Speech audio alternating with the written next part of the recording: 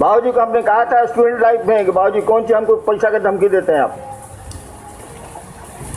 रहेंगे होटल में मरेंगे हॉस्पिटल में। पर आज तक मैंने निभाया है कि मैं होटल में रहता हूँ। अरे किराया देता हूँ, यहाँ रहता हूँ तो किराया देता हूँ भाई साहब, महीना में 2000 रुपये एक रूम का। यहाँ रहेंगे होटल में मरेंगे हॉस्पिटल में। तो हमने कह दिया तो हम निभाया, हमने कह दिया शिव मेरे गुरु हैं तो हम निभाएंगे। उनको जो करना है करें, नहीं करना मत करें, और उनका काम करेंगे हम। जब आपकी समझ बढ़ेगी तो बहुत सारे बिंदुओं पर लगेगा कि यहाँ अन्याय हुआ है, बहुत सारे बिंदुओं पर लगेगा कि यहाँ अन्याय हुआ है। जब लगेगा कि अन्याय हुआ है तो थोड़ा आवेश आएगा, जब लगेगा कि न्याय हुआ है तो थोड़ी खुशी होगी। इसलिए इन चीजों को समझने की जरूरत है। इन चीजों पर बहुत ज्यादा दिमाग दौड़ाने की जरूरत नहीं है। आदमी के रूप में हमको आपको सबका सम्मान करना सीखना चाहिए, वो ठीक। लेकिन अपनापन होता है, वो जैसा भी है उसी का है।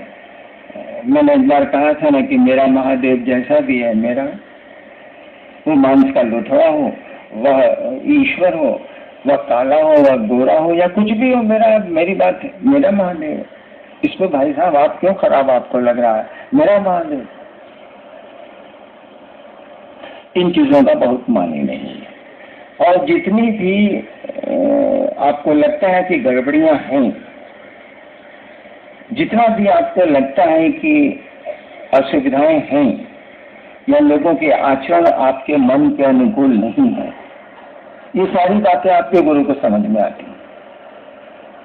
ऐसा कुछ भी नहीं है जो शिव नहीं जानते हैं, ऐसा कुछ भी नहीं होगा जो शिव की जानकारी में हो सकता है, ऐसा कुछ भी नहीं। हमको आपको लगता है ऐसा, वह महादेव को भी लगता है, आपके गुरु को भी लगता है। तब भी उन्होंने कुछ कहा नहीं, चुप रह गए वो। हम आप क्या करेंगे, क्या करते हैं, क्या करना चाहिए, सब मालूम है उस शिव को। तब भी वो कुछ बोले नहीं, कुछ उन्होंने कहा नहीं, केवल इतना ही कहा, जाओ दूसरों को समझाओ, दूसरों को समझा के शिव शिष्य बनाओ। समझाओ तो उन्होंने नहीं कहा, उन्होंने कहा कि जाओ दूसरों को शिव शिष्य बनाओ और दूसरों को यही काम करने को कहो।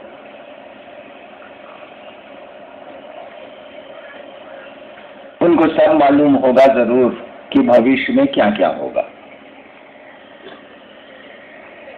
और उनको अगर नहीं मालूम है तो शिष्य को तो मालूम हो ही नहीं सकता। तब भी वो कुछ नहीं बोले, चुप रह गए। क्यों चुप रह गए, इसका उत्तर तो उन्हीं के पास है। जो हम लोगों ने सुना उतना ही बोल सकते हैं। यानी जो उसने कहा है, अगर आप उसी पर खड़े रह जाएं। मैंने कहा था 1-2 दिन पहले कि आप गड्ढों को देखेंगे तो आपकी यात्रा गड्ढों की ओर होगी, आप खराबियों को देखेंगे तो आपकी यात्रा खराबियों की ओर होगी, आप अच्छाइयों को देखेंगे तो आपकी यात्रा अच्छाई की ओर होगी।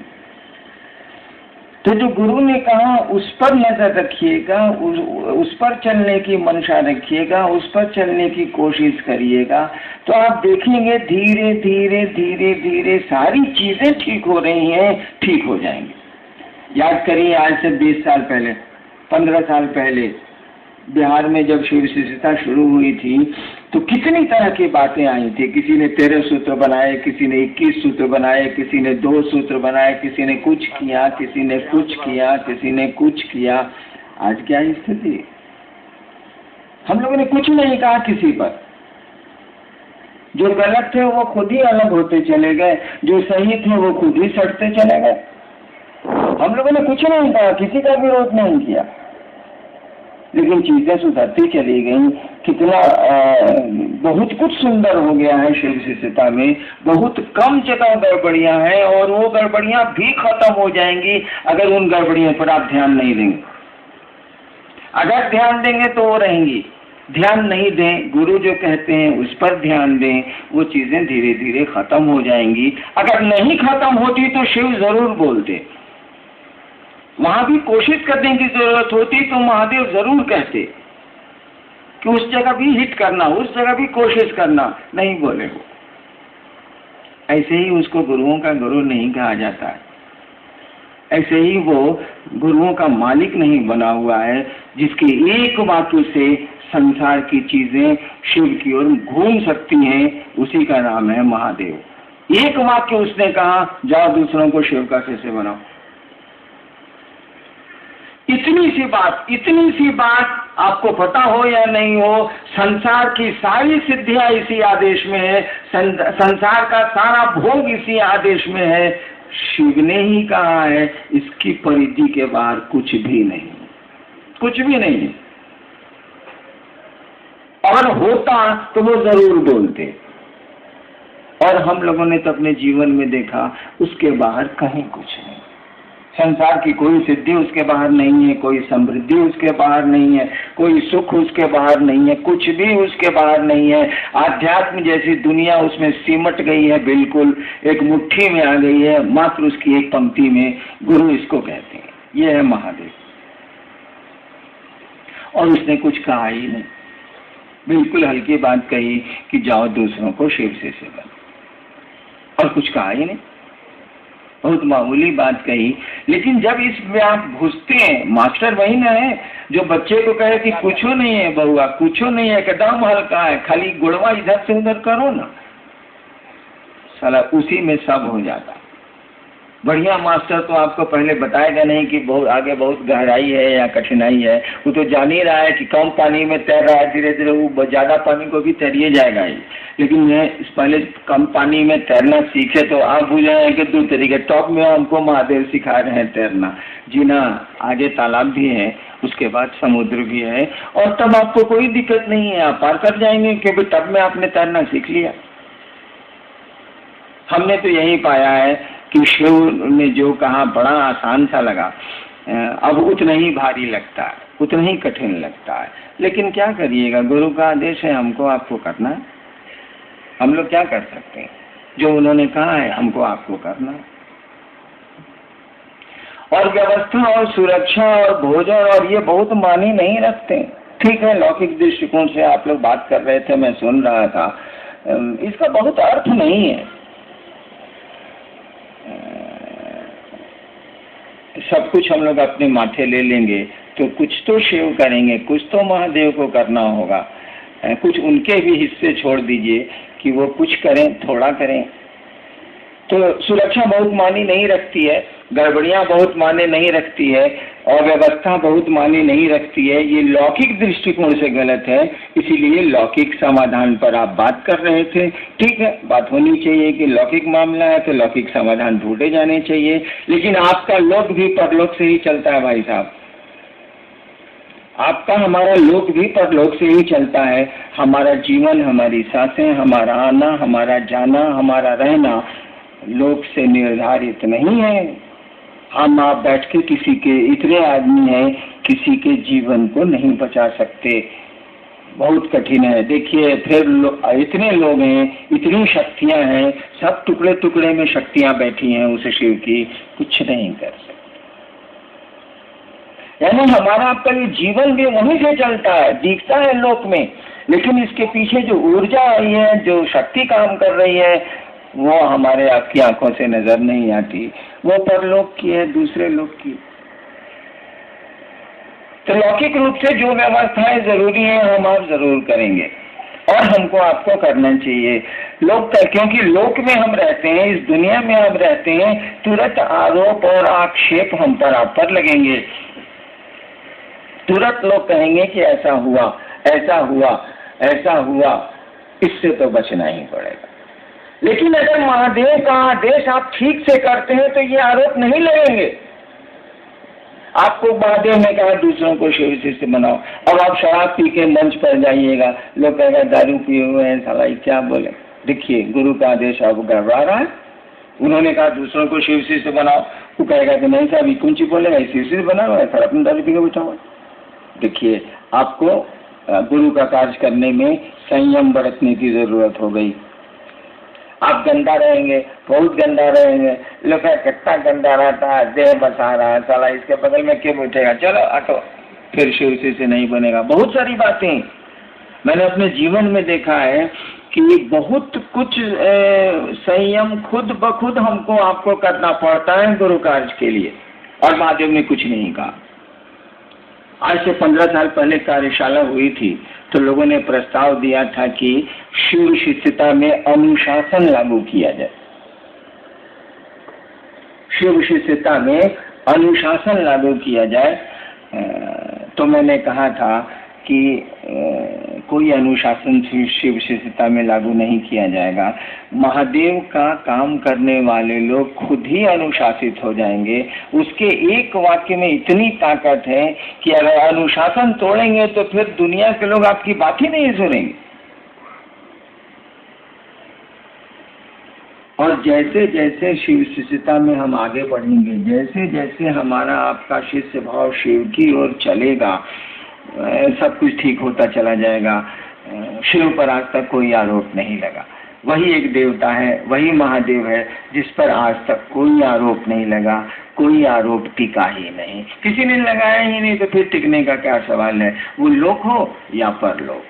महादेव ही एक ऐसा है जो आरोपों से सबसे अलग है, क्योंकि सभी आरोप उसमें जाके समा जाते हैं, सभी विसंगतियां उसमें जाके समा जाती हैं और एक हो जाती हैं। एक से ज्यादा निगेटिव्स को जोड़ दीजिएगा तो पॉजिटिव हो जाता। 25 बार ना ना ना ना ना कहिएगा, वहां हो जाए। 2 ना मिलके एक हाँ बनाते हैं। तो हमने उसी शिव को गुरु माना है जो आरोपों की परिधि से बिल्कुल बाहर है। आप लौकिक कोई आरोप शिव पर नहीं लगा सकते, बिल्कुल बाहर है। हम आप उसके शिष्य हैं, उसके कहे के अनुसार करेंगे, हम आप भी आरोपों से मुक्त हो जाए। हम पर आप पर भी कोई आरोप नहीं लगेगा। यहाँ आरोप लगते हैं उन आरोपों से बचने के लिए। अगर हम गुरु के काम पर ध्यान दें, अगर जो महादेव ने कहा उस पर अपना ध्यान दें, हमको नहीं लगता है कि जगत आपको पूजेगा नहीं। आप शिव की, अभी भजन हो रहा था ना कि शिव की शरण में आके देखो गगन धरती को कैसे चूमता है, ये देखो बाबू। इसीलिए बहुत माथा दौड़ाने की जरूरत नहीं, बहुत आए पाए करने की जरूरत नहीं। जो गुरु ने कहा उसको सही मंशा से करने की कोशिश कीजिए। समझिए कि शिव ने क्यों ऐसा कहा है। अगर आप समझते हैं कि शिव ने इसको पैसा कमाने के लिए कहा है, शिव ने इससे प्रतिष्ठा कमाने को कहा है, इससे सम्मान हमको हासिल होगा, दुनिया और मोहल्ले और शहर के लोग मुझको जानेंगे, इस काम के लिए शिव ने आपको ये काम नहीं दिया है। उन्होंने इस काम के लिए दिया है कि दूसरों के मन में उस शिव के गुरु स्वरूप को बैठाओ, ताकि वो शिष्य बन सके और शिव की ओर अपना शिष्य भाव दे सके। बाकी काम गुरु का है, गुरु करेंगे। क्योंकि आपके गुरु ने आपको ये अधिकारी नहीं दिया है कि आप महादेव से पूछिए कि हम शिष्य बने हैं कि नहीं बने हैं।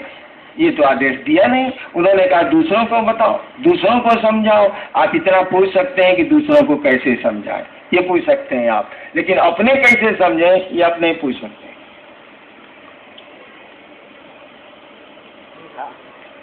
क्यों कहा ऐसा?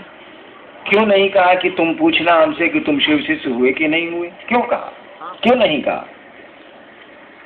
इसीलिए नहीं कहा, ये तो गुरु की जिम्मेवारी है। कोई शिष्य होगा तो उसको शिव बनाने की गुरु की जिम्मेवारी है। तो वो क्यों तुमसे आपसे कहेगा कि तुम कहाँ पहुंचे हमसे पूछना? उसकी तो ड्यूटी है, वो तो करेगा। तो आपको स्कोप क्यों देगा? नहीं होगा कब न पूछिएगा। यह जो गुरु ने कहा और उससे जो नतीजे आने वाले थे, आने वाले हैं, वो नतीजे नहीं आएंगे तब ना सवाल उठेंगे। नतीजे नहीं आने का कौन सवाल है? 5 करोड़ मच्छर विक्रांत जलपोत पर बैठ गया है। वो जो पहले चलता था ना जलपोत विक्रांत, अब तो बंद हो गया। उस पर 5 करोड़ मच्छरे बैठ के कैप्टन से कहे कि कैप्टन साहब हम लोग 5 करोड़ आपके जलपोत पर आ गए हैं, कहीं ऐसा तो नहीं कि धंस जाएगा? विक्रांत का कैप्टन कहेगा कि बाबू हमरे डेक पर तो फुटबॉल खेला जाता है, हम ये देख कर 8-8 हवाई जहाज एक साथ उतरते और चाहते हैं। तुम्हारे 5 करोड़ मच्छर के बैठने से क्या अंतर आता है? 10-20 करोड़ और हो तो आ जाओ, कोई दिक्कत नहीं है। हम खुलेंगे और जहाँ जाना है पहुँच जाएंगे। तुम बैठो, कोई दिक्कत नहीं। उड़ोगे तभी दिक्कत है, उड़ जाओगे तब फिर हम तुमको पहुँचा नहीं सकेंगे। तुम्हारे वजन से इस जलपोत को में कोई हलचल नहीं होने वाली है। थोड़ी हलचल भी होती, वो भी नहीं होने वाली है। तो शिव गुरु का तो ऐसा पद है कि हम पूरा जगत समा जाए। जगत मैंने धरती, जगत में बहुत छोटी चीज है। पूरी धरती समा जाए, पूरा जगत समा जाए, तब भी उस जलपोत में कोई हलचल नहीं होने वाली है, कोई उसको दिक्कत नहीं होने वाली है। आदमी रहे तब ना, यहाँ शिव ही गुरु है, आदमी तो हम लोगों के बीच में गुरु नहीं है। और गुरु से, शिव से हम लोगों को जोड़ना है। लोगों के मन में शिव को उतारना है, उस गुरु को उतारना है। उतारना तो शिव को है, लेकिन शिव उतरेंगे नहीं जब तक वे ही गुरु के रूप में उतरेंगे नहीं। क्योंकि गुरु का काम ही है कि आपको वो शिव से जोड़ते हैं, आपको परमात्मा बनाते हैं। हमको आपको जुड़ना है उस महादेव से ही जिसकी घरों में पूजा होती है। लेकिन हम लोग आप जुड़ते रहते आ रहे हैं। पूजा पूरी की पूरी पूजा जो हमारी चल रही है, स्थापित जो पूजा पद्धतियां हैं, वो पद्धतियों में आके दम तोड़ रही है, विधियों में आके दम तोड़ रही है। नतीजे तो आ नहीं रहे, बहुत कम आ रहे हैं, बहुत हल्के आ रहे हैं। लेकिन वो पद्धति में ही वो पानी नलके से कहाँ से गिरेगा, पाइपे में खत्म हो जा रहा है, नल से आ ही नहीं रहा, तो प्यास तो मिटेगी नहीं। बूंद बूंद कभी टपक गया तो प्यास मिट गई, अन्यथा वो पानी का सप्लाई तो पाइप में ही रह जा रहा है, चल ही नहीं पा रहा है। बिना गुरु के ये काम होता नहीं है। हम लोगों ने कहा उस शिव को गुरु बनाइए। धीरे धीरे मैं देख रहा हूँ कि शिव को गुरु आप बना रहे हैं क्षेत्रों में। आप धीरे धीरे मुझको भी गुरु बनाते चले जा रहे हैं। इस आदत को छोड़िए। आदमी का स्वभाव है कि उसको प्रत्यक्ष रूप से कोई चीज थमा दीजिएगा, वो अप्रत्यक्ष को नहीं खोजेगा। ये घटना मेरे साथ कई बार हुई है। पहले मेरे साथ बहुत सारे लोग रहते थे जो आंख से दिखते नहीं, अभी भी रहते हैं, लेकिन कुछ नहीं करते हैं वो लोग। पहले किया करते थे तो सब काम उन्हीं को मैं कह देता था, जो भी जरूरत पड़ी मैंने उनको कह दिया, काम हो गया। वो आध्यात्मिक हो या लौकिक हो, लौकिक बात तो मैं बहुत कम करता हूँ, कह दिया करता था, काम हो जाता। धीरे धीरे उन लोगों ने मेरा साथ छोड़ना शुरू किया, कह के छोड़ना शुरू किया कि रहेंगे लेकिन करेंगे नहीं। तो मुझको बड़ी दिक्कत हुई कि भाई रहिएगा करिएगा, नहीं तो करेगा कौन। लेकिन वो लोग अपनी बात पर अड़े रहे, रहते तो रहने को तो रहने लगे, लेकिन कुछ नहीं करना मैंने कुछ नहीं करना शुरू किया, कुछ नहीं करते। अब नतीजा क्या होगा? काम तो है, लोगों को शिव गुरु से जोड़ना है, धरती पर भी काम है, जरूरतें पड़ती हैं। अब उपाय क्या है? तो मैं अब कोई उपाय नहीं चला तो मैंने महादेव से जुड़ना शुरू किया। ठीक उसी तरह से आप मुझसे लोगों को जोड़ देंगे तो वो शिव से जुड़ेगा नहीं, वो मुझको ही पकड़ लेगा। इसमें हमको आपको सतर्क होना चाहिए। वरेण्य गुरु बाता की स्थिति को कम करना होगा और उस गुरु की स्थिति को मजबूत करना होगा, सामने लाना होगा। अगर मुझको आप सामने लाएंगे तो मैं दिखता हूँ, मैं हूँ, स्थूल शरीर में हूँ, लोग मुझको पट से पकड़ लेंगे। बड़ी आसानी होती है शरीर में किसी को पकड़ लेने की, क्योंकि वो कहीं रहता है, कहीं वहाँ जा सकता है, मिला जा सकता है। शिव से जुड़ना थोड़ा आदमी को अकबक लगता है, क्योंकि वो शरीर में नहीं है, उनसे जुड़ना एक लंबी यात्रा है, इसीलिए आदमी उसको जल्दी पकड़ता नहीं है। हम आप भी अगर इस धरती पर शिव का झंडा लहराने आए, शिव गुरु पद से लोगों को जोड़ने आए हैं, तो हमको आपको उस शिव को आगे करना होगा, उसी को सामने करना होगा, अपने पीछे होना होगा, आपको भी पीछे होना होगा, हमको भी पीछे होना होगा। पीछे होंगे तभी उसको आगे हम कर सकेंगे, अन्यथा वही पीछे हो जाएगा, हम ही आगे हो जाएंगे, आप ही आगे हो जाएंगे। इसलिए क्षेत्रों में भी आप शिव के गुरु स्वरूप को स्थापित करने की कोशिश करिए। मैं नहीं चाहता कि मेरा नाम नहीं लीजिए, लेकिन पूरी चर्चा में मेरा एक बार नाम ले लीजिए, काम बहुत है। लोग तो ऐसे ही पूछेंगे कि किसने इसको शुरू किया। मुझको हटाना चाह के भी आप हटा नहीं सकते हैं, तो साटना क्यों चाहते हैं? जब किसी चीज को हटा के भी हटाया नहीं जा सकता तो उसको साटने की कोशिश क्यों की जा रही है भाई साहब? जो चीज आपको जिंदगी में हासिल होनी है उसके लिए प्रयास क्यों करते हैं भाई साहब? एक आदमी ने पटने में मुझसे कहा कि जी मन करता है कि हम आत्महत्या कर लें। वो आदमी यहाँ बैठा हुआ, 15-20 साल पहले की बात है कि उस आदमी ने हमसे कहा कि जी एकदम परेशानी, जगत की दुनिया, जगत है, दुनिया है, आत्महत्या कर लें। मैंने कहा था अगर आत्महत्या नहीं करिएगा तो मरिएगा नहीं क्या? भाई मरेगा तो सब कोई इस दुनिया में है कि भाई जो काम होने रहे उसको आप कहाँ कर रहे हैं, दूसरे को करने दीजिए। हमको आपको वहां से जाना है तो आप कोशिश जाने की कहाँ कर रहे हो? तो ले ही जाएगा, जाना नहीं भी चाहिएगा तब वो ले जाएगा। तो अपनी जान क्यों हट रहे हैं भाई? क्यों आत्महत्या करना चाह रहे हैं आप? क्योंकि आपकी हत्या तो होने वाली है। भले वो हत्या कानून में हत्या नहीं हो, मौत उसको भले कह दीजिए आप, लेकिन हमको आपको तो यहाँ से हंता योग तो ही ले रहे हैं, मरना तो ही ले। तू कमाओ काहे कर रहे हैं? आप जब भी शिव से अपने को जोड़ेंगे, जब भी आप शिव गुरु से अपने को जोड़ेंगे, आज तक तंत्र का नियम रहा है, आज तक पूजा का नियम रहा है। भारतवर्ष बहुत होशियार देश है ये। इसने जिसको भी परमानेंट करना चाहे उसको शिव से जोड़ा है।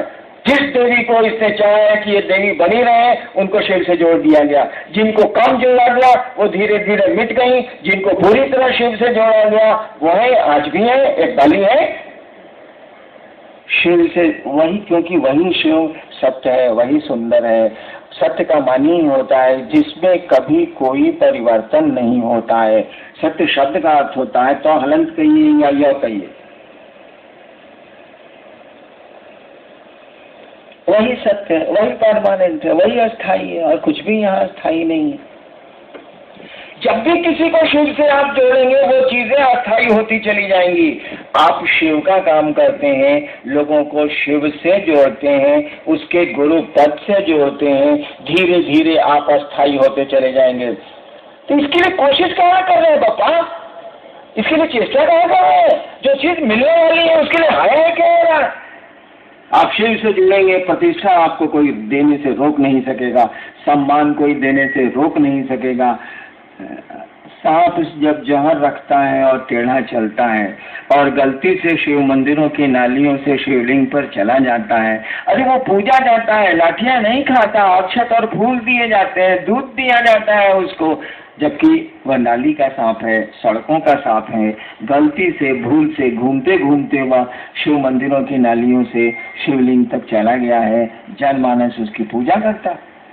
और वही शिव मंदिरों से जब बाहर निकल जाता है तो लाठियां मिलती हैं, लोग मारते हैं और शिवलिंग पर उसकी पूजा करते हैं। बक्सर के प्रोग्राम में मैं गया था, दीदी भी आपकी थी, मैं चलने लगा तो 6-7-8 साल पहले की बात, 10 साल मैं चलने लगा तो प्रेस वालों ने मुझको घेरा। चलते समय मैं भागता हूँ, महोत्सव में जब खत्म होता है तो मैं भागता हूँ, इसीलिए भागता हूँ कि आप पाँव छूने के लिए शोर करेंगे, पाँव छूने की कोशिश करेंगे, और 5 आदमी हैं तब तो कोई दिक्कत नहीं है, लेकिन अगर 500 हैं और 5000 हैं तब तो अफरा तफरी मचेगी। गुरु बहनों की साड़ियाँ फटेंगी, आपके कपड़े फटेंगे, लोगों के पाँव टूटेंगे, हाथ टूटेंगे। इसीलिए रोक लगी हुई है कि नहीं, आप पाँव नहीं छू सकते।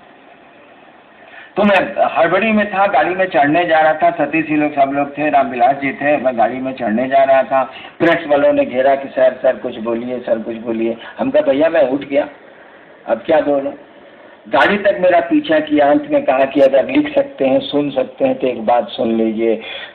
उसने पूछा था प्रेस वालों ने कि आप इतने लोकप्रिय क्यों हैं? उस समय की बात है, अब तो पूछेगा कि आप लोकप्रिय, अब शब्द मेरे लिए खत्म हो गया। उस समय पूछा था कि आप इतने लोकप्रिय क्यों हैं, इतने लोग आपको सुनने क्यों हैं, यही सवाल था उसका। हम कहा हम जा रहे हैं भैया, हम हड़बड़ी में जा रहे थे। तो मैंने उत्तर दिया था कि एक वाक्य में अगर समझ सकते हैं तो समझ लीजिए, सड़क के सांप को किसी ने शिवलिंग पर रख दिया। सड़क के सांप को किसी ने शिवलिंग पर रख दिया है, लेकिन उस सांप को ये याद है कि उसको किसी ने रख दिया। सड़क के सांप को किसी ने शिवलिंग पे रख दिया है तो पुजारा है, लोकप्रिय है, लेकिन सांप को याद है कि किसी ने रख दिया है, यानी सांप बहादुर जी बुझ लीजिए, जो रखा उतारी हो सकता है, जब उतारेगा तो कितना लठी मिलेगा सो बुझ लीजिए। हमने यही कहा था, सड़क के सांप को किसी ने शिवलिंग पर रख दिया है, लेकिन सांप को ये याद है कि किसी ने रख दिया।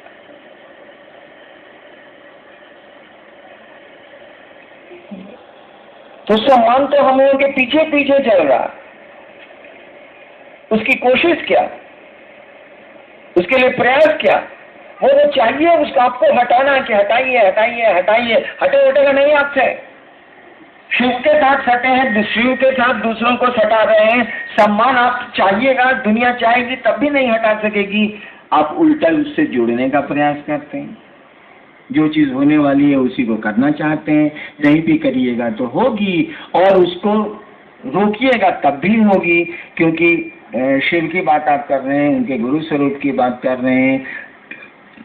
सम्मान तो आपके साथ सटा होगा, उसके लिए कोशिश क्यों करते हैं, उसके लिए चेष्टा क्यों करते हैं? एक समय आएगा कि सम्मान आपको मिल जाएगा। अभी ही बहुत सारे गुरु भाई हैं जिनको मोहल्ले वाले नहीं जानते थे, अब जिलों से बाहर राज्य वाले उसको जानते हैं। देखिए सम्मान मिल रहा है कि नहीं मिल रहा है, वो चाहता नहीं है तब भी मिल रहा है, और चाहता है तब तो सारा महादेव के चले नहीं, वो समझता ही नहीं। तो हमको आपको वही करना है जो हमारे आपके गुरु ने कहा, और उसकी मंशा, और हमारे आपके करने की मंशा वही होनी चाहिए जो गुरु चाहते हैं।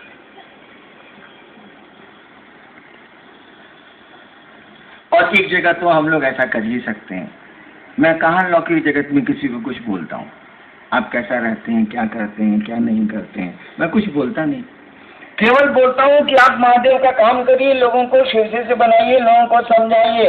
मैं जानता हूँ कि इस काम को जैसे करेंगे आपका लौकिक आचरण ठीक हो जाए, क्योंकि करने के पहले आपको लौकिक आचरण धीरे धीरे ठीक ही करना होगा, अन्यथा आप कर ही नहीं सकेंगे। मैं कुछ नहीं बोलता, आप केवल आपको प्रेरित करता हूँ कि अपने गुरु से लोगों को जोड़िए, और आप नहीं जोड़ पाते हैं तो इसके लिए अपने गुरु से दया मांगिए, जिसने आदेश दिया है उसको कहिएगा ना कि हमसे ही काम नहीं हो रहा है। अब वो कोई उपाय सोचेगा कि काहे नहीं हो रहा। वैसे मैंने देखा है कि जब भी आप अपने महादेव से ये कहते हैं कि आपका आदेश हमसे नहीं हो रहा है, और कहने का सिलसिला आप जारी रखते हैं क्योंकि आपका मन कर रहा है करने को, धीरे धीरे धीरे धीरे रास्ते खुल जाते हैं, रास्ते बन जाते हैं। जो असुविधाएं आपको हैं, जो बाधाएं हैं, जो अवरोध हैं, वो धीरे धीरे खत्म होने लगते हैं। क्यों? इसीलिए कि हमारे आपके संस्कार किसको कहते हैं? ये हम लोग बोलते हैं कि संस्कार इसका अच्छा है, संस्कार इसका खराब है। संस्कार शब्द का अर्थ क्या होगा? संस्कार का मानी क्या है? कुछ नहीं है। संस्कार का मानी है हमने आपने जो किया है पहले, उसका फल आपको अभी मिला नहीं है, वह बीज के रूप में, सीड के रूप में, बिया के रूप में आपके साथ है, उसी को बोलते हैं संस्कार। जैसे आप एक मुक्का दीवार पर मारिए, चोट तुरंत लग जाएगी, फल मिल गया आपको। मुक्का मारे दीवार में, तुरंत मिल। आप बहुत डाउन है टाउन के, आप 5 आदमी को रोज पीटते हैं, वो बेचारा कुछ नहीं बोलता। दीवार में आपने ठोकर मारी तो चोट आपको लग गई, कर्म किया तो फल ले लिया आपने। लेकिन आप बहुत बड़े डाउन है शहर के, रोज 5 आदमी को 5 लपड़ मारते हैं, वो बेचारा गरीब है, कमजोर है, कुछ नहीं बोलता। इसके भी तो फल आपको मिलेंगे भाई साहब, तुरंत तो नहीं मिले इसीलिए कि डाउन है आप, तुरंत तो नहीं आपको कर्म का फल मिला। लेकिन ऐसा तो नहीं है कि नहीं मिलेगा, मिलेगा। तो जब तक नहीं वह फलता है पेड़, वह बिया जब तक अंकुरित नहीं होता है, इसी स्थिति को बोलते हैं संस्कार। जब कर्म फल फल जाएगा तो खत्म हो गया, उसको संस्कार नहीं बोलते हैं। तो कर्म फल जब फलित होगा तो जो दिखेगा, लोग कहते हैं देखो इसका संस्कार अच्छा नहीं है। कुछ नहीं हुआ है, कर्म फल का बिया फलित हुआ है, इसीलिए आप पर आरोप अब लग रहे हैं, आप ऐसा करते हैं, आप ऐसा करते हैं, आपका संस्कार एकदम खराब हो गया। किसी को आप कहते हैं इसका संस्कार बहुत बढ़िया है, कुछ नहीं हुआ है, पूर्व जन्म का बिया या पहले का की कमाई आपकी फलित हो रही है, जिसके चलते आपको समाज एक ओहदा दिए हुए हैं, आपको इज्जत दिए हुए हैं। लोग कहते हैं कि इसका संस्कार बहुत अच्छा है। वही कर्म फल के जो बीज हमारे आपके हैं ना, वे ही हमको आपको शिव की ओर नहीं चलने देते, क्योंकि वही शिव जगत की इच्छा से हमारे आपके रूपायित हुआ है। तो जगत में आने के चलते, जगत के आकर्षण के चलते जो हम कर्म करते हैं, तुरंत फल जिनके नहीं मिलते हैं, वो तो सीड रहते हैं दिया के रूप में, और दिया आपको दर्द नहीं देता है। पीपल का बीज, बरगद का बीज राई के दाने के बराबर होता है, कुछ नहीं है उसमें, मसल दीजिए खत्म हो जाएगा। लेकिन अगर सही वातावरण मिल गया, सही जमीन मिल गई, सही मौसम मिल गया, तो क्या होगा? वही बरगद का छोटा सा राई के दाना बराबर एक छोटा सा दिया विशाल वृक्ष बनता है, इतना विशाल कि हाथियों को उसमें बांधा जाता है, और पेड़ को पता भी नहीं चलता कि मेरे जड़ों में 10-10 हाथी बांधे गए। लेकिन उसी का दिया मसल दीजिए खत्म हो जाएगा, उसका अस्तित्व मिट जाएगा। तो हमारे आपके संस्कार हमको आपको शिव की ओर नहीं चलने देते, वे रोकते हैं, क्योंकि हम लोगों ने जगत के आकर्षण में जीना सीखा है, पहले भी जीते रहे हैं, जीना सीखा है। जगत में का आकर्षण हमारे आपके मन में है, शिव का आकर्षण पकड़ाने की स्थिति नहीं है, वैसा माहौल नहीं मिल रहा, बस सीध है। शिव के आकर्षण का बिया सबके पास है, होना ही होना है, नहीं कैसे होगा? मैं इसकी व्याख्या भी कर सकता हूँ। दिया है हम लोगों के पास, लेकिन न हवा ठीक मिलती है, न पानी ठीक मिलता है, न मौसम ठीक मिलता है, तो दिया अंकुरित ही नहीं होता, दबाइया हो जाता है, झाड़ियाँ उग जाती है, जिसको सही में उगना चाहिए था पौधे को, उगता ही नहीं है, पानी नहीं है, हवा नहीं है, मौसम नहीं है। आध्यात्मिक परिवेश होगा तब न अध्यात्म का दिया तमकेगा। परिवेश ही नहीं है, कोई समझाने वाला ही नहीं है, कोई बताने वाला ही नहीं है, कोई प्रेरित करने वाला ही नहीं है, और इसीलिए महादेव ने कह दिया जाओ दूसरों को समझाओ। सीड उनके पास है, सीड सबके पास है, दिया सबके पास है। अनुकूल वातावरण दोगे, अनुकूल पानी दोगे, अनुकूल हवा दोगे, अनुकूल मौसम दोगे, तभी ना वो दिया पनपेगा, अंकुरित होगा। अन्यथा कैसे अंकुरित होगा? पड़ा रहेगा, बहुत ज्यादा स्थितियां खराब हुई तो सड़ जाएगा।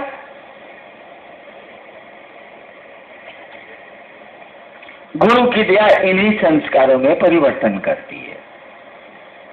गुरु की दया हमारे प्रारब्ध कर्मों में परिवर्तन करती है। जब उनकी दया आपको मिलेगी तो आप गुरु चर्चाएं करते हैं तो आपके कष्ट कम होते हैं, आपकी तकलीफें, आपकी बाधाएं, आपके जीवन के अवरोध घटते हैं। क्यों घटते हैं? गुरु चर्चा करते हैं, गुरु का आदेश करते हैं, जैसे किसी का आदेश मानिएगा उसकी दया आपको मिलेगी। जैसे किसी की हुकूमत मानिएगा वो आदमी आपके प्रति सॉफ्ट कॉर्नर होगा, उसके पास आपके दिल में जगह होगी, उसकी दया आपको मिलेगी। और गुरु की दया, शिव की दया, धरती पर कौन सी चीज है जो नहीं हो सकती? किम न सिद्धते भूतले। शिव अगर चाहे तो इस संसार में क्या है जो नहीं हो सकता? धीरे धीरे हमारे कर्म फल के बीज दग्ध हो जाते हैं, जलने लगते हैं, फिर अंकुरित नहीं होते। अंकुरित नहीं होते तो आपकी बाधाएं कम हो जाती हैं, अवरोध कम हो जाते हैं। दिया तो रहता है लेकिन पेड़ नहीं बनता।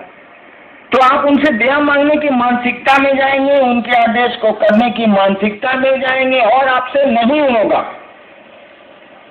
तो छटपटाएंगे आप। किसी का जीवन बचाना चाहते हैं, आपका प्रिय है और बचा नहीं पा रहे हैं तो छटपटाएंगे आप, रोएंगे आप, चिल्लाएंगे आप, क्योंकि आपका बस नहीं चल रहा है। बीमारी लाइलाज हो गई है, बिना इलाज के, इलाज पर भी नहीं ठीक हो रही है, उसका इलाज नहीं हो पा रहा है, और आपका कोई प्रिय आदमी है। आपको छटपटे भी कीजिएगा, आप तो रोई भी कीजिएगा, आप तो चिल्लाई भी कीजिएगा, आप तो माथा फोड़ भी कीजिएगा अपना। जब ये मन की स्थिति आ जाएगी कि मेरे गुरु का आदेश है और मुझसे नहीं हो रहा है, आप चाहत आपकी बहुत तेज हो गई है, तो छटपटाइएगा, हल्ला करिएगा, शोर करिएगा, हंगामा करिएगा। लोग कहेंगे आवेश में बोलता है, कुछ नहीं है, छटपटाहट है, इसीलिए आप ऐसा बोलते हैं। मेरी पत्नी बीमार पड़ी पटने में 94 या 97 में। 1 बजे रात में उनको स्ट्रोक जब पड़ा तो मैं थोड़ा कोढ़िया हूँ, अस्पताल से बहुत डरता हूँ। तो हमने कहा कि फ्लैश से डॉक्टर लोग को बुलाओ, जल्दी बुलाओ, जल्दी बुलाओ, जल्दी बुलाओ। मेरी साली मेरे रूम में थी, स्ट्रोक पड़ गया तो मेरी साली मेरे रूम में थी। एक हाथ उसने मार दिया कि चलिए अस्पताल लेके चलिए, चलिए अभी अस्पताल लेके। देखिए दिस इज आवेश। उसकी छोटी बहन है, उसको नहीं बर्दाश्त हुआ, एक हमको ठेल दिया उसने, चलिए गाड़ी निकलवाइए जल्दी से, चलिए लेकर दीदी को। आवेश, अपनापन का आवेश यही है। उसने मारा मुझको थोड़ा ही, उसका अपनापन आवेशित हो गया। तो जब हमको आपको कोई चीज हम चाहेंगे और नहीं मिलेगी तो छटपटाहट होगी, आवेश होगा। आप नहीं करेंगे तो मैं आवेशित खुद ही होता हूँ, कम होता हूँ लेकिन होता हूँ। आखिर कोई कितना कहेगा, सोचिए तो। कहते कहते कार्यशाला बुला रहे हैं, ये कर रहे हैं, वो कर रहे हैं, वो कर रहे हैं, कितना कोई कहेगा। अंत में तो कबीर ने कहा अब कुछ कहना नहीं, जा साला, कहना था सो कह दिया, अब कुछ कहना नहीं। बैठा दरिया माँ, साला नदी के बीच में हम बैठ गए, साला आओ चाहे जाओ, एक आई दूजी गई, बैठा दरिया माही, साला आओ चाहे जाओ, कहना था सो कह दिया, अब कुछ कहना नहीं। यहाँ भी कभी आवेशित है, कारण के साथ कहना था सो कह दिया, अब कुछ कहना नहीं। एक आई दूजी गई, बैठा दरिया माही, नदी में बैठिएगा तो क्या होगा, लहरें आएंगी और जाएंगी। तो आदमी आवेशित हो जाता है, कहते कहते थक जाता है, तब भी आप नहीं समझते हैं, उसके प्रिय का काम आप नहीं करते हैं जो आपका प्रिय होना चाहिए, तो आवेशित तो हो ही जाएगा वो। उसमें उसका कोई दोष नहीं, हम आप भी होते हैं। आपका बच्चा बुखार से तड़प रहा है और ड्राइवर गाड़ी निकालने में देर कर रहा है, आप आवेश में तो आएंगे ही आएंगे क्योंकि आपका बच्चा है। तो जब हम आप इस आवेश में आए, होना चाहिए आवेश रहित आवेश, चार्जलेस चार्ज होना चाहिए, लेकिन ये शिव को छोड़ के किसी को नहीं। कोई आवेश रहित आवेश रखता हो या उस शिव को छोड़ के, और एक देवी है महाकाली, इन दोनों को छोड़ के इस संसार के किसी देवता को नहीं है, किसी देवी को नहीं है।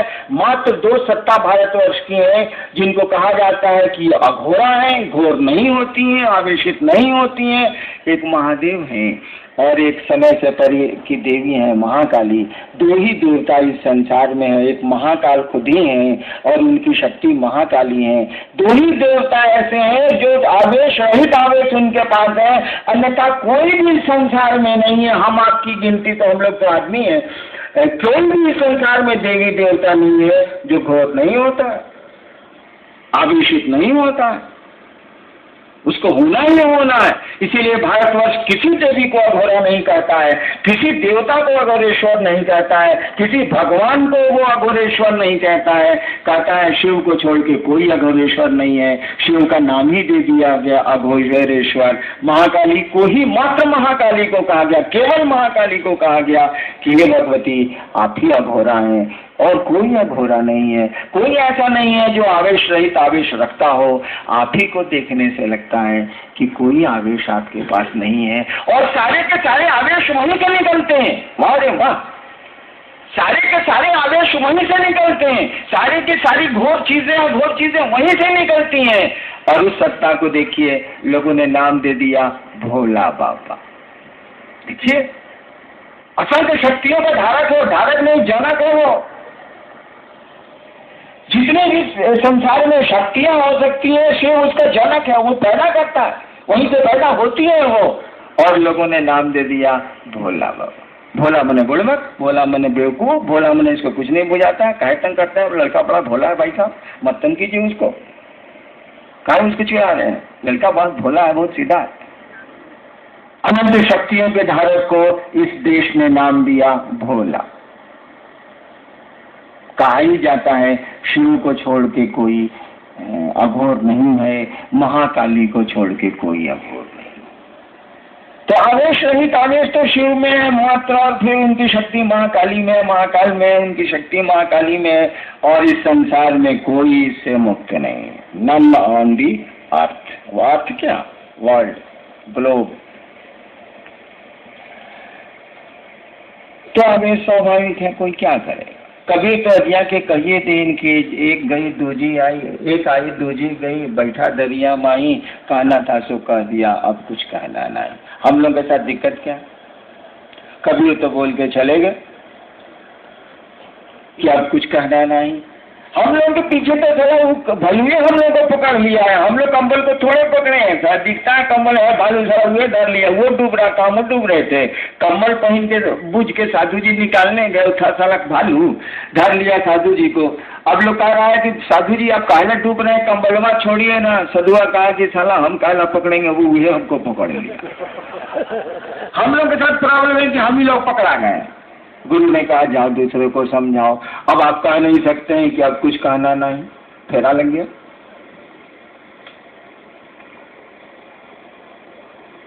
जब आपके गुरु का ही आदेश है कि दूसरे को समझाओ, तो कभी बहुत सुंदर लगता हो, उनकी बोली उनकी बहुत अच्छी लगती हो, तो अच्छी लगने से क्या होगा, गुरु का आदेश है समझाओ। भले वो कहें कि अब कुछ कहना नहीं। हम लोगों के साथ तो ऐसा नहीं है, जब तक आवाज़ चलेगी, जब तक शब्द हैं हमारे पास, जब तक हम बोल पा रहे हैं, तब तक कोशिश करेंगे समझाने की, समझाते रहेंगे। तो हम आप अगर गुरु का आदेश नहीं कर पा रहे हैं तो उससे दया लें, मंशा बनाए। हम लोग इतना शोर क्यों कर रहे हैं? गुरु चर्चा करिए, लोगों को शिव से बनाइए, गुरु चर्चा करिए, लोगों को शिव से बनाइए, इसीलिए कि आपकी चाहत पैदा हो, आपके भीतर ये इच्छा पैदा हो कि हम गुरु का कार्य करें, हम शिव का कार्य करें, ये इच्छा पैदा हो। इच्छा पैदा होने न दीजिए, इलाज तो हम लोगों के पास है ले। चाहत पैदा होने न दीजिए कि कोई आपका बीमार है जल्दी से ठीक हो जाए। किसी को अपना समझिए तो जरा, अपने मन में ये चाहत पैदा होने दीजिए ना कि महादेव का काम करना है, ऐसा मन से करना चाहते हैं, मन से करने जब चलना है तो करेंगे। महादेव का गुरु का काम चेला नहीं करेगा तो पब्लिक करेगी, गुरु का काम चेला करेगा। गुरु के हाथ पांव ही उसके शिष्य होते हैं और दूसरा कोई नहीं होता। उसकी पूरी दुनिया में गुरु की पूरी दुनिया में शिष्य होते हैं और कुछ हो ही नहीं सकता। वह पिता होगा तो कोई उसका पुत्र होगा, लेकिन गुरु जब भी होगा तो उसकी दुनिया में शिष्य ही बसते हैं। डॉक्टर की दुनिया में रोगी ही बसते हैं, वकील की दुनिया में उसके क्लाइंट ही बसते हैं। हाँ, फिर किसी का बेटा होगा तो कोई उसका बाप होगा, लेकिन वकील होगा तो वकील शब्द ही जुड़ा हुआ है मुकदमे से, लोगों के मुकदमे लड़ने से, उसकी दुनिया उतनी ही भर है। तो जैसे आपकी चाहत आपके भीतर बढ़ेगी, जिसकी कोशिश में हम आप लगे हैं, जैसे चाहत आपकी बढ़ेगी, छटपटाहट आएगी, रोकेंगे आपके कर्म फल, रोकेगा उस शिव की सृष्टि की इच्छा रोकेगी। वही शिव रोकता है भाई, माया भी उसी की है। रोकेगी उसी शिव की सृष्टि की इच्छा जो जगत की ओर हमको आपको लेकर जा रही है। फिर आएगी उस गुरु की दया जो उस इच्छा को तोड़ेगी, जो शिव सृष्टि की इच्छा है, शीर्ष इच्छा है, उसको तोड़ेगी, उससे लड़ेगी और आपको घुमाएगी शिव की ओर। दोनों साथ साथ चल रहे हैं। उस शिव की इच्छा भी चल रही है जो शिव को जीव बना रही है, उसकी यह भी इच्छा साथ साथ चल रही है जो जिसको दया भाव बोलते हैं, जो जीव को शिव बना रही है। दोनों साथ चल रही है, दोनों में कोई दिक्कत नहीं है, कोई कठिनाई नहीं है। एक ही कठिनाई है कि दया की स्थिति में मन जाएगा तभी दया का कनेक्शन बैठेगा, बिजली जलेगी, अन्यथा नहीं जलेगा। हम लोगों ने कहा शिव बोलो, उस शिव को अपना गुरु बनाओ, गुरु चर्चाएं करो जो गुरु कहते हैं, जो उनका आदेश है। जैसे जैसे ही चाहत में जाएंगे आप, जैसे जैसे कोशिश करेंगे कि हम भी गुरु चर्चा करें, हे महादेव हम पर आप दया कर दीजिए कि आपका होशियारी यही ना है भैया, कोई काम कोई कह रहा है करने के लिए फौट से कर दीजिए, तब ना अपना काम थमाइएगा, नहीं क्या भक्ता की नहीं सलत है, नहीं होशियारी है। कोई कह रहा है कि भाई साहब पानी पिलाइए तो जा, आप बुझ नहीं कि इससे कुछ हमको कामों है, तुरंत गिलास में धो के ले आइए, ले हम खड़ा हो जाइए, लीजिए पानी, ले आए। तब कहेगा कि जी वो काम है, ले जरा कर देती है ये अपने। अच्छा ठीक, क्या काम है बोलो, कर देते। अब वो पानी मांग रहा है, आप उसको दे रहे हैं लहसुन सुगने, हो गया। महादेव कह रहा है दूसरों को समझाओ, आप कहते हैं जी टांग टूटल है, काहे बोलते हैं टांग टूटा हो, उसको मालूम है, छोड़ दीजिए। कहिए कि कहिए कि हम पर दया करिए कि हम गुरु कार्य करें, हम लोगों को समझा सकें कि आप उसके गुरु हो जाइए। महादेव को मालूम है कि आपका टांग टूटा हुआ, वो ऐसी दया करेंगे कि टूटे पांव में आपको पंगु गिरवर चढ़े। कार्य दाऊ ब्रह्म पद कार्य करू अधोगामी, है, पंक्ति सुनी है ना।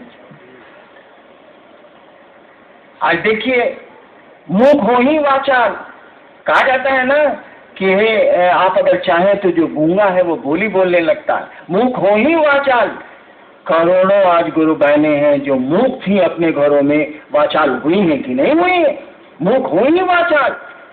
जो लोग कुछ बोलते नहीं थे, घरों में सिमटे थे, अपने पति और अपने सास ससुर का लाख चाहते थे, वो लोग आज वाचाल हो गए। वो लोग अब बोलने लगे हैं, मन से बोलने लगे हैं, भीड़ में बोलने लगे हैं, मौसम में बोलने लगे हैं। हे मूक वाचाल नहीं हुआ। देखिए उस श्री में कितनी ताकत है। मूक हो ही वाचाल, आप जो मूक थे, कोई आवाज आपके पास नहीं थी, आपको बोली निकाल दिया उसने, मूक को वाचाल कर दिया उसने। ठीक उसी तरह से पंगु गिरवर लगा, जो लंगड़ा है वो पहाड़ों को पार कर जाता है। आप पार करते हैं कि नहीं? मैं ऐसे शिव शिष्यों को जानता हूँ जिनके पांव टूटे हुए हैं और अब वो ठीक नहीं होंगे। मैं ऐसे शिव शिष्यों को जानता हूँ जो अंधे हैं और कुछ नहीं उनको दिखता है और मामूली महादेव का काम वो नहीं करते। देखिए वो लंगड़ा है, पहाड़ चढ़ा दिया ना महादेव, चढ़ गया ना वो शिव की बात करता है, लोगों को शिव की ओर चलने की बात करता है। खुद ही पहाड़ चढ़ गया है, दूसरों को पहाड़ पर चढ़ के आवाज दे रहा है, आइए इस पहाड़ पर चढ़िए, ये तो शिव का शिखर है, शिव की चोटी है, शिव का पहाड़। कहना था तो कह दिया, अब कुछ कहना नहीं।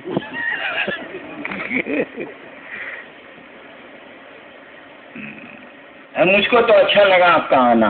आपको मेरा आना अच्छा लगा कि नहीं लगा ये मैं नहीं जानता, लेकिन मुझको आपका आना जरूर अच्छा लगा। और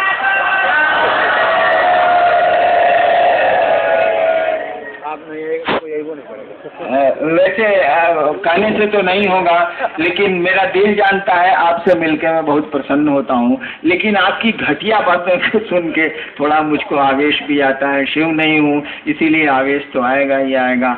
मैं हीरा बांटता हूँ, आप यहाँ से ले जाते हैं बालू, गुस्सा तो जरूर आए। आप आके कहते हैं कि ये दिक्कत है, ये दिक्कत है, ये दिक्कत है, ये दिक्कत है। हम कहते हैं तुम शिव को ले जाओ नहीं यार, वो अस्थाई निदान है तुम्हारा। तुम्हारी एक बीमारी तो मैं ठीक कर सकता हूँ, तुम्हारे एक कष्ट को तो मैं हटा सकता हूँ, लेकिन ऐसा थोड़ी है कि फिर रक्त बीज की तरह ये राक्षस पनपेंगे नहीं। एक एक बूंद जैसे जैसे खून गिरेगा, रक्त बीज की तरह दूसरा राक्षस पैदा होगा। जीवन दे डरे को दंड। हम आप इस धरती पर आए हैं, कौन धरती पर सुख पाया जरा हमको बता दीजिए तो। कोई है? कोई नहीं है। एक बड़ी सुंदर कहानी है, मैं कभी कभी कहता था पहले। महाभारत खत्म हो रहा, 18 दिन का महाभारत खत्म हो रहा। भीष्म पितामह शरशय्या पर लेटे हुए, उनको इच्छा मृत्यु थी, इसीलिए उन्होंने कहा था कि सूर्य जिस दिन उत्तरायण होंगे मैं अपना शरीर छोड़ूं। महाभारत खत्म हो चुका है, 7 आदमी जिंदा, 5 पांडव, सात्विकी और कौन, छोड़िए कहानियां मैं भूल जाता हूँ। 7 आदमी जिंदा है। अर्जुन कह रहे हैं कृष्ण से, लाशें पड़ी हैं, जो चित्रण हम लोग के सामने किया गया, हम लोग क्या जाने, सारा महाभारत के समय में हम लोग कुकुर थे कि आदमी थे, क्या पता। अर्जुन कहते हैं कृष्ण से कि हे केशव, चलिए हम लोग भीष्म पितामह का दर्शन कर लें, पितामह का दर्शन कर लें। कृष्ण आते हैं, वो 5 पांडव, हाँ सात्विकी कृष्ण और 5 पांडव साथ हो ही गया। ये लोग आते हैं, भीष्म पितामह के सामने खड़े होते हैं, वो शरशय्या पर लेटे हुए हैं। भीष्म की आंखों से आंसू बह रहे, लेटे लेटे दोनों तरफ से आंख से आंसू बह रहे। अर्जुन ने भीष्म पितामह की आंख में आंसू देखे तो कृष्ण से सवाल किया कि केशव, पितामह को तो इच्छा मृत्यु है, 10 वसुओं में एक है ये, शिव के अनन्य भक्त ही ये परशुराम के शिष्य थे। और तब मौत से इनकी आंख में आंसू क्यों? मौत के भय से इनकी आंख में आंसू है। 10 वसुओं में एक है, इच्छा मृत्यु इनको प्राप्त है। परशुराम, महर्षि परशुराम के शिष्य है ये, और तब मौत का भय इनको सदा रहा है, इनकी आंख में आंसू है। अर्जुन कृष्ण से पूछा है, कृष्ण कोई उत्तर नहीं दे रहा, चुप। सवाल हुआ है केशव से, उत्तर आप दे रहे हैं भीष्म पितामह, लेटे लेटे। और भीष्म पितामह अर्जुन को उत्तर नहीं दे रहे हैं, अब कृष्ण को उत्तर दे रहे हैं। सवाल अर्जुन का केशव से है, केशव कुछ नहीं बोल रहे हैं, और भीष्म पितामह उत्तर दे रहे हैं अर्जुन को नहीं, कृष्ण को। भीष्म ने कहा, पितामह ने कहा कि केशव, मेरे आंखों में आंसू इसलिए नहीं है कि मुझको मृत्यु का भय है, मुझको तो इच्छा मृत्यु प्राप्त है, मौत से मुझको कोई भय नहीं। मेरी आंखों में आंसू इसलिए है कि जब से कृष्ण तुम्हारे, केशव तुम इन लोगों के साथ आए हो द्रौपदी के स्वयंवर से, मेरी आंखों में आंसू इसलिए है कि जब से केशव तुम पांडवों के साथ आए हो, साक्षात, मैं जानता हूं कि तुम साक्षात ईश्वर हो, साक्षात ईश्वर पांडवों के साथ हैं, और द्रौपदी के स्वयंवर में साथ आए थे। द्रौपदी के स्वयंवर से लेके आज तक दुखों का जो पहाड़ पांडवों पर गिरा है, उससे तो कौरव भी वंचित हैं। मैं इसीलिए मेरी आंखों में आंसू हैं कि उस परमात्मा की लीला का तो कुछ पता ही नहीं चलता। साक्षात परमात्मा पांडवों के साथ है, और कौन सा नतीजा इनका नहीं हुआ है। जब से साथ है, द्रौपदी के स्वयंवर से लेके आज तक जब से साथ है, इन पर जो दुखों और पहाड़ों का तूफान गिरा है, वो तो पांडवों पर भी नहीं, वो कौरवों पर भी नहीं गिरा। मेरी समझ में नहीं आता कि ईश्वर साथ में है, साक्षात केशव आप साथ में हैं, तब तो उनका सब नतीजा मुड़ गया। उस परमात्मा की, उस महाकाल की क्या लीला है, ये मेरी समझ में नहीं आ रहा है, और इसीलिए आंखों से आंसू बह रहे हैं। तो दुखों का क्या लीजिएगा, रुकावटों का क्या लीजिएगा। शिव भी साथ रहेंगे, और शरीर में हम आप हैं, और वो भी अगर शरीर में रहेंगे तो अपने ही नियम में बंद के शिव को रोना पड़ता है, हंसना पड़ता है, उसी के नियम बनाए हुए हैं। लेकिन नियम जब कानून सरकार ने बना दिया है, तो सरकार का कोई भी उच्च से उच्च पदाधिकारी हो, वह नियम उसको भी समेटते हैं। ठीक उसी तरह से नियम तो शिव की इच्छा से बने हैं, उसी के बनाए नियम हैं। लेकिन शिव भी जब धरती के दायरे में आएगा, शरीर में आएगा, या शरीर लेगा, भूख लगेगी फिर शरीर लेगा, तो उसको भी वही कानून पकड़ेगा, वही नियम उसको पकड़ेंगे। अंतर इतना ही होगा कि उसके पास इतनी ऊर्जा नहीं होगी कि जो चाहेगा उसको कर लेगा। कृष्ण जो चाहेंगे सो होगा, राम जो चाहेंगे सो होगा, नतीजा भी साथ ही साथ होगा। कृष्ण भी साथ रहेंगे तो पांडवों का नतीजा होना ही होना है। लेकिन कृष्ण ने जो चाहा वो कर लिया। शिव भी शरीर में आएंगे, जो चाहेंगे कर लेंगे। शिव करें या न करें, हम उनके शिष्य हैं, हम भी जो चाहेंगे सो कर लेंगे। कम से कम गुरु के आदेश को जगत में उतार के तो जरूर दिखला देंगे। आप सबों को मेरा प्रणाम।